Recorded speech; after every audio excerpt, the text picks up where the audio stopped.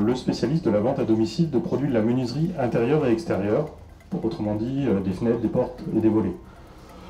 On a à peu près 1000 collaborateurs en France, dont une force commerciale de 550 vendeurs. Et on a aussi des techniciens qui se déplacent chez nos clients avec des maîtreurs, des techniciens SAV. Et on a une stratégie de proximité client. À côté de ça, on a un projet CRM qu'on vient de déployer. On a 550 commerciaux sur lesquels on a mis une énergie folle d'accompagnement, de formation présentielle. Et pourtant, nos utilisateurs, nous, n'utilisent pas l'application, alors que nos clients, à qui on connaît moins bien, qu'on ne voit pas, utilisent nos réseaux sociaux. Donc comment on peut faire? Et c'est là que Eric et Touchclose nous présentent WalkMe. Donc on déploie WalkMe sur notre solution CRM et on a Salesforce. Donc on a maintenant depuis 3, 4 ans, 5 ans même maintenant, WalkMe sur notre CRM. Je ne vous fais pas une démonstration, mais on va retrouver un petit peu ce que Delphine vous a montré. Avec nous, en plus, la difficulté, au-delà d'accompagner un projet de déploiement, c'est aussi un fort taux de turnover. Chez Caparca, au moment où on évoque le sujet, on avait un taux de turnover sur notre force de vente de plus de 100%. Pour vous donner une idée. On est sur une force commerciale en B2C, donc un métier très exigeant, avec l'idée d'aller voir les particuliers.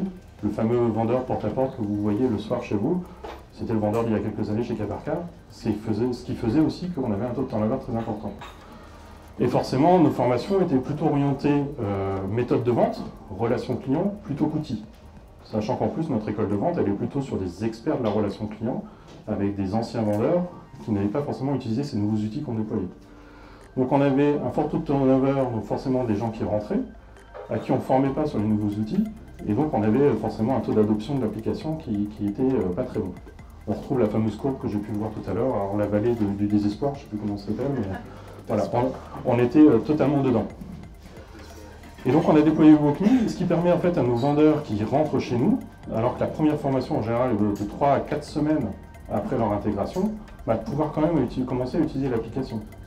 C'est-à-dire de rentrer sur l'appli, de se dire mais si je dois rentrer un nouveau contact ou un nouveau compte, comment je fais? Et c'est là où l'application permet de faire du pas à pas et de quand même rentrer son activité. Pour vous faciliter la prise en main des nouveaux outils, vous avez à votre disposition un assistant type GPS au sein de Cube. Pour y accéder, repérez le bouton « Besoin d'aide » et cliquez dessus. Son rôle? Vous donner des explications en temps réel, étape par étape, pour naviguer dans l'application Cube avec aisance. Vous avez besoin de créer un compte client, un projet, un chantier ou encore de créer un événement dans votre calendrier?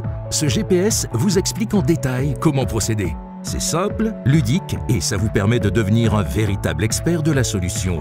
Vous apprenez en faisant. Il vous suffit d'essayer. C'est parti!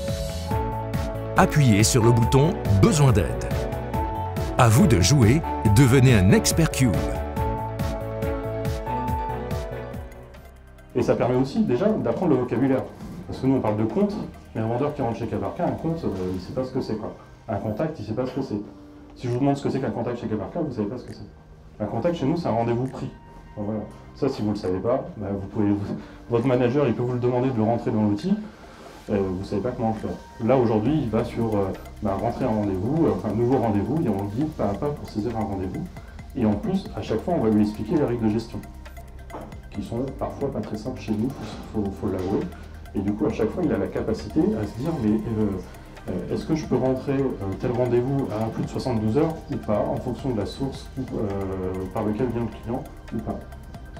On a toute une mécanique d'animation de nos vendeurs, et qui se retrouvent dans les règles de gestion de nos outils. C'est-à-dire que ça fait partie de leur application, ça fait partie de leur quotidien. Nous, on l'a appelé besoin d'aide, on ne l'a pas du tout appelé WalkMe, nous c'est besoin d'aide. J'ai une question sur l'appli, je clique dessus et je peux faire du pas à pas. Ou alors j'ai mes smart tips dans WalkMe, des petits points d'interrogation à côté d'un champ. Si je ne sais pas à quoi ça sert ou comment le remplir, je clique dessus, j'ai la règle de gestion. Un autre sujet de déploiement aussi, on a déployé un nouveau module chez Salesforce il n'y a pas très longtemps, il y a moins d'1 an, sur nos maîtreurs, techniciens SAV et sur nos secrétaires qui sont présents sur nos dépôts. On avait tellement confiance au WalkMe qu'on s'est dit on va le déployer en mode one-shot, sans formation présentielle, juste via WalkMe. Pour être complètement transparent, c'est un peu ravisé, parce qu'en fait, on s'est aussi aperçu que ce n'était pas simplement un changement d'outil, c'était aussi un changement d'organisation sur nos dépôts, et du coup, on a mis en place quand même des formations en présentiel, Mais l'avantage de WalkMe, c'est qu'une fois qu'on est parti de nos dépôts et qu'on a fini la présentation du nouvel outil, de la nouvelle organisation, bah, nos secrétaires qui nous disaient « oui, oui, j'ai bien compris ce que tu me dis le vendredi soir bah, », le lundi matin, quand elles revenaient, au moins elles avaient quand même un support, un appui, un assistant pour quand même retrouver ces règles de gestion qu'on voulait mettre dans la solution. Et en fait, quand l'équipe projet part, on ne les laisse pas seuls. Ce qui peut être souvent la problématique quand on déploie un nouvel outil.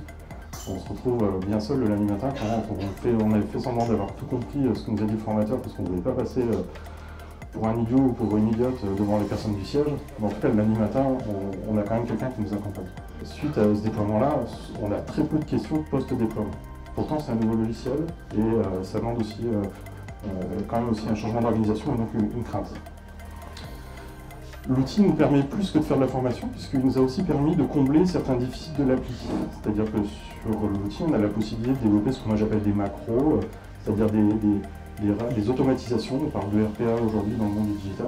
On est là-dedans, c'est-à-dire que sur certains process de l'outil qu'on a déployé n'étaient pas forcément très optimisés. On peut en parler de la R&D du produit, mais en tout cas, on a développé des petits boutons, des petites macros avec l'aide de TouchClose pour simplifier le process, pour aller plus vite. Parce qu'au-delà de le faire, on a plutôt envie de le faire maintenant. Et du coup, maintenant, il suffit juste qu'on le filme, un échange, on le filme et on l'envoie aux équipes de TouchClose et c'est fait dans la journée ou le lendemain. Donc c'est vraiment très simple à mettre en œuvre. On peut faire des trucs très compliqués, mais en tout cas, le processus de base, il est vraiment très simple. Bah, la partie chatbot de WalkMe, ça fait partie des sujets de réflexion et de discussion qu'on a aussi avec TouchClose. Parce que je crois vraiment en ce mode concierge pour l'employé et la simplification en fait, d'accès à l'information et au processus.